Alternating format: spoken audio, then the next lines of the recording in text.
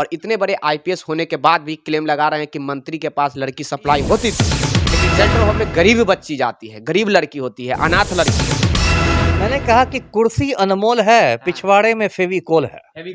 हाँ, जो नीतीश कुमार है हमारे पलटू राम, उनका जो समस्त राजनीतिक दर्शन है, जो समस्त राजनीतिक चिंतन है, वो इन्हीं दो पंक्तियों में समाहित है। लड़कियों ने, कुछ पीड़िताओं ने ये शिकायत की महिला संगठनों में जाकर कि उन लोग के साथ दैहिक शोषण होता है, यौन शोषण होता है।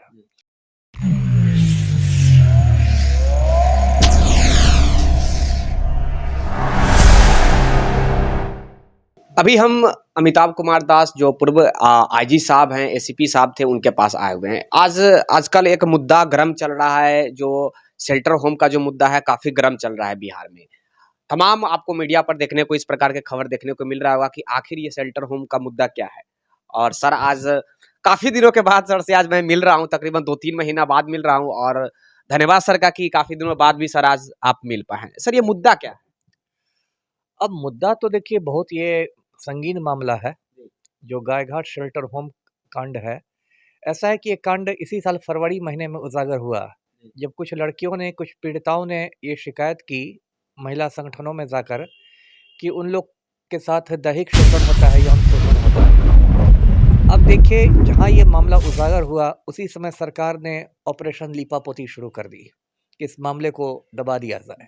जब महिला संगठन वाले गए पीड़िता को लेकर पटना के डीएम से मिलने के लिए, जिलाधिकारी से मिलने के लिए, तो डीएम ने उस पीड़िता से मिलने से इनकार कर दिया।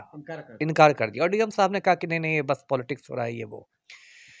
तो बाद में बहुत सारा हंगामा हुआ, हमने भी इस मुद्दे को जोर शोर से उठाया और फिर कुछ प्रेशर बना। तो honourable high court, Patna high court ने इस मामले में स्वतः संज्ञान ले लिया, सुओ मोटू कॉग्निजेंस ले लिया। और पटना हाई कोर्ट के आदेश के बाद इस मामले में 2 प्राथमिकियां दर्ज की गई। पटना में जो महिला थाना है उसमें 2 एफआईआर दर्ज हुए और एक एसआईटी का भी गठन हुआ, स्पेशल इन्वेस्टिगेशन टीम का। और पटना हाई कोर्ट ने आदेश दिया कि किसी महिला पुलिस अधिकारी को इसका हेड बनाया जाए, जो एक एएसपी हैं, महिला एएसपी हैं पटना में, उनको बनाया गया। अब देखिए, ये जो एसआईटी तो बन गया, ये सब तो पटना हाई कोर्ट के दबाव की वजह से हुआ, राज्य सरकार तो चाहती नहीं थी। अब एसआईटी को बने भी महीनों हो गए, लेकिन जो उसकी गति है वो बिल्कुल आप कछुआ चाल उसको कह सकते हैं। सब कछुआ चाल। जी, कछुआ चाल। सबसे बड़ी गलती तो एसआईटी ने ये की कि जो गायघाट शेल्टर होम की जो सुपरिटेंडेंट हैं, वंदना गुप्ता, उनकी गिरफ्तारी में काफ़ी देर लगाया। और मुझे ये खबर है कि वंदना गुप्ता लगातार एसआईटी को धमका रही थी कि अगर उसकी गिरफ्तारी हो जाती है तो वो सभी नेताओं के नाम बता देंगी जिनके पास लड़कियां भेजी जाती थी। देखिए, ये मामला इतना संगीन है, मैं शुरू से कहता हूँ कि बिहार सरकार के मंत्रियों के पास लड़कियों की सप्लाई की गई है, और ये बात मैं डंके की चोट पर कह रहा हूँ। मतलब आप एक आईपीएस रहे हैं, तो आपसे करीबी तो कोई नहीं बता सकता है, सही बात कोई नहीं बता सकता, क्योंकि आप लोग मंत्री संतरीगण जाते रहते थे। तो आप इतनी बड़ी दावा कर रहे हैं, क्लेम लगा रहे हैं कि मंत्री के पास लड़की सप्लाई की जाती है। बिल्कुल, और मैंने इस बात को लेकर राज्यपाल महोदय को चिट्ठी भी लिखी थी। अब देखिए, एसआईटी में, अब मैं तो इसको यही कहूँगा कि गलत जांच है कि आज तक एसआईटी ने ज़रूरत नहीं समझी कि मेरा बयान भी दर्ज किया जाए। जबकि मैं पटना में ही रहता हूँ और लगातार मैं कह रहा हूँ, मीडिया में मेरे इंटरव्यूज़ आ रहे हैं, एसआईटी को चाहिए था कायदे से केस डायरी में मेरा बयान भी दर्ज किया जाना। लेकिन लगता है कि एसआईटी को मुख्यमंत्री का आदेश है, पलटू राम का आदेश है कि अमिताभ कुमार दास का बयान दर्ज नहीं होना चाहिए।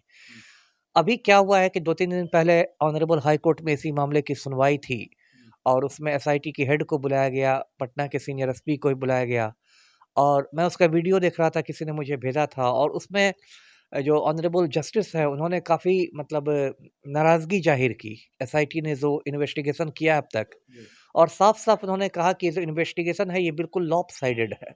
यानी कि बिल्कुल, मतलब आप कह सकते हैं एक तरफ़ा अनुसंधान हो रहा है। मतलब उसमें सर कहा जाए कि सरकार के इशारे पे चल रही है। बिल्कुल, यही बात समझिए। तो ऑनरेबल जस्टिस ने कहा कि ये लॉपसाइडेड इन्वेस्टिगेशन हो रहा है। मतलब इन्वेस्टिगेशन में संतुलन नहीं है, बैलेंस नहीं है, निष्पक्षता नहीं है। तो कहीं न कहीं ऑनरेबल हाई कोर्ट का भी मानना है कि ये जो ईमानदारी से जाँच नहीं हो रही है। अब तो जो उम्मीद है हमें हाई कोर्ट से ही रखनी चाहिए कि हाई कोर्ट ऐसा करे। मैं चाहता हूँ कि इस मामले की सीबीआई जाँच के आदेश दे दे। मैं दर्शकों को याद दिलाऊँ कि इसके पहले 3-4 साल पहले मुज़फ्फरपुर बालिका गृह कांड भी उजागर हुआ था और उसमें भी राज्य सरकार ने पूरी कोशिश की थी कि सीबीआई जांच नहीं हो।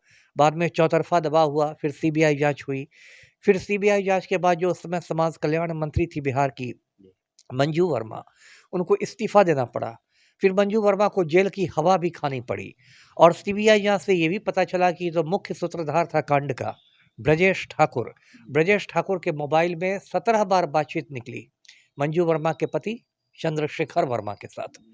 तो ये सारी बातें उजागर हुई। उसके बाद सुप्रीम कोर्ट ने भी उसमें बहुत कड़ा रुख अपनाया, उसकी सुनवाई बिहार से बाहर कर दी। सुप्रीम कोर्ट समझ गया कि बिहार में सुनवाई ठीक से नहीं हो सकती, तो बिहार से सुनवाई को शिफ्ट करके दिल्ली के साकेत कोर्ट में भेज दिया गया और कहा गया कि डेली बेसिस पर रोज रोज उसकी सुनवाई हो। और बाद में उसमें जो कांड का सूत्रधार था, जो किंग पिन आप कह सकते हैं, ब्रजेश ठाकुर, वो आज की तारीख में तिहाड़ जेल में उम्र कैद काट रहा है।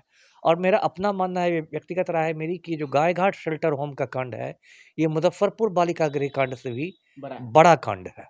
अच्छा सर, जी। मैं आपसे ये बात जानना चाह रहा हूँ कि जब उस आपकी उस वक्त आप पोस्टिंग पे रहे होंगे ऑलरेडी कंटिन्यू सर्विस में, तो आप इतना बड़ा क्लेम सरकार पे लगा रहे हैं कि तमाम जो भी मंत्री है, मंत्री के पास लड़की की सप्लाई की जाती थी, तो अभी तक क्यों नहीं हुआ इसमें सुनवाई? ये वही मैं जानना वही तो मैं कह रहा हूँ, सुनवाई कैसे होगी? अब देखिए कि जब ये मामला उजागर हुआ, तो ये जो गायघाट शेल्टर होम है, ये समाज कल्याण विभाग के अधीन आता है। जी। तो समाज कल्याण विभाग ने एक आंतरिक जांच करवाई, इंटरनल इंक्वायरी करवाई जी। और उसकी आंतरिक जांच समिति जो थी, उसने 24 घंटे में एकदम फटाफट रिपोर्ट दे दी कि नहीं, सब कुछ ठीक है, कुछ हुआ ही नहीं है, सबको क्लीन चिट मिल गया। जी। तो सरकार तो ऑपरेशन लीपापोती में लगी हुई है ना।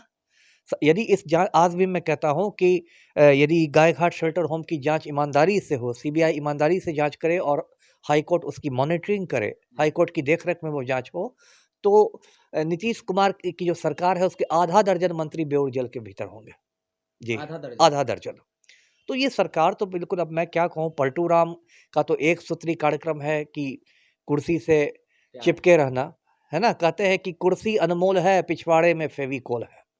तो पलटू राम तो पिछवाड़े में फेविकोल लगाकर कुर्सी से चिपक गए हैं और तो इनका कुछ मतलब प्रतिबद्धता है नहीं, कोई कमिटमेंट है नहीं। पलटी मार मार के सरकार बचाए रखना है, कुर्सी बचाए रखना है और बिहार की लड़कियों पर जुल्म सितम हो रहा है। जी। शेल्टर होम का जो मामला था, जब जिस वक्त ये चालू हुआ था, काफी मतलब बहुत दूर तक ये लग रहा था कि जल्दी सुनवाई हो जाएगा, जो भी इसका जी। दोषी है उसको जी। मतलब सजा मिल जाएगी। लेकिन अभी तक ये दुर्भाग्य है सर बिहार की। जी। और आप इतने बड़े एक आईजी के पोस्ट पे रह चुके हैं, आप इतने बड़े अधिकारी होने के बाद भी आप बिहार के मंत्री पे क्लेम लगा रहे हैं। जी। इसके बाद भी जांच जांच वाले को कोई सबूत नहीं हो रही है कि एक बड़े अधिकारी क्लेम लगा रहे हैं। इसी से आप समझिए ना, अब तक मेरा बयान दर्ज नहीं किया गया। अब तक एसआईटी को इसकी सुध नहीं लगी कि मेरा बयान दर्ज किया जाए। तो ये एसआईटी वाले क्या जांच कर रहे हैं? मतलब एक आईपीएस का बयान दर्ज करने के लिए मतलब तैयार लोग नहीं है। क्योंकि वो आईपीएस सच बोल रहा है और क्योंकि आईपीएस सच बोलने से ये सरकार गिर जाएगी, ये सरकार हिल जाएगी। तो अभी बिहार में मैं क्या कहूँ, बिल्कुल अराजक स्थिति है, अंधेर नगरी चौपट राजा के हालात हैं और गरीब बच्चियों पर, मतलब जो बेबस बच्चियां हैं जिनके आगे पीछे कुछ नहीं है, कोई शेल्टर होम में कोई मजबूत परिवार की लड़कियां तो नहीं रहती है, जो गरीब है, अनाथ है, जिसके आगे पीछे कोई नहीं है, किस्मत की मारी लड़कियां हैं, उनके साथ जुल्म हो रहा है, उनको सरकार बचा रही है। कितने दुख की बात है। जी। गरीबी का फायदा उठा रही है सरकार। गरीबी का, कमजोरी का ये फायदा है। बिहार को माफिया चला रहा है और गरीब लड़कियों पर जुल्म सितम हो रहा है। इसको आप क्या गरीब कहेंगे? बच्ची के साथ। जी। गरीब बच्ची के साथ मतलब दुष्व्यवहार किया जा रहा है। बिल्कुल सही सर। बिल्कुल। जी। आ, ये दुर्भाग्य है बिहार की कि इतने बड़े आईपीएस सर जो अभी फिलहाल प्रेजेंट में ऑन ड्यूटी नहीं है, ये रिटायर हो चुके हैं, आईजी रह चुके हैं, और इतने बड़े आईपीएस होने के बाद भी क्लेम लगा रहे हैं कि मंत्री के पास लड़की सप्लाई होती थी। लेकिन जब जांच एसआईटी होती है तो सर के बातों को मतलब प्रीफरेंस नहीं दिया जाता है कि इनकी बातों को भी बोलने का अधिकार दिया जाए। भैया की जांच जब बैठ रही है तो इनसे भी पूछा जाए कि वाकई में ये सत्य है या असत्य है। ये दुर्भाग्य नहीं है बिहार की। शेल्टर होम में गरीब बच्ची जाती है, गरीब लड़की होती है, अनाथ लड़की होती है। ये कोई अगर बड़े अधिकारी की बेटी होती, मंत्री की बेटी होती तो तुरंत ये कब का सुनवाई हो गया होता सर। लेकिन ये दुर्भाग्य है कि गरीबी है और गरीब के कारण सर एक बात भी बोले हैं कि चिपको क्या बोले वो मुख्यमंत्री के लिए आप? मैंने कहा कि कुर्सी अनमोल है, हाँ। पिछवाड़े में फेविकोल है। फेविकॉल है। हाँ, जो नीतीश कुमार है, हमारे पलटू राम, उनका जो समस्त राजनीतिक दर्शन है, जो समस्त राजनीतिक चिंतन है, वो इन्हीं दो पंक्तियों में समाहित है कि पलटू राम के लिए कुर्सी अनमोल है, इसलिए वो पिछवाड़े में फेविकोल लगाकर चिपक गए हैं उसको। इसीलिए ले 8वीं बार वो मुख्यमंत्री का शपथ ले रहे हैं। 8वीं 9वीं 10वीं, अब जब आप जब शर्म निरपेक्ष नेता हैं, जब आप में शर्म हया है ही नहीं, जब आप पलटी मार मार के सरकार चलाते हैं, आप 50 बार सीएम बनिए, लेकिन बिहार तो रसातल में जा रहा है, उस पे ध्यान नहीं। उस पर ध्यान नहीं। चलिए देख सकते हैं इतने बड़े अधिकारी को बातों को जब प्रेफरेंस नहीं दिया जा रहा है तो आम आदमी के बातों को कौन सुनेगा। इतने बड़े अधिकारी के बातों को जब नहीं सुना जा रहा है सरकार में तो क्या गरीब तबके के लोग को, गरीब आम नागरिक को कौन सुनेगा यार। ये बिहार की दुर्भाग्य नहीं है, मैं किसी का पक्षधर नहीं कर रहा हूं, लेकिन ये इनकी बातों को जो मुद्दा जो सर अभी बता है कि लड़की के साथ ऐसा ऐसा मतलब मंत्री के पास भेजा जाता था। सोचिए कितनी बड़ी मतलब बिहार के ऊपर क्लेम लग रहा है, बहुत बड़ा दुर्भाग्य है बिहार के लिए, दुर्भाग्य है। राजेश राज कैमरामैन के साथ मैं आपका दोस्त विक्की गोयल।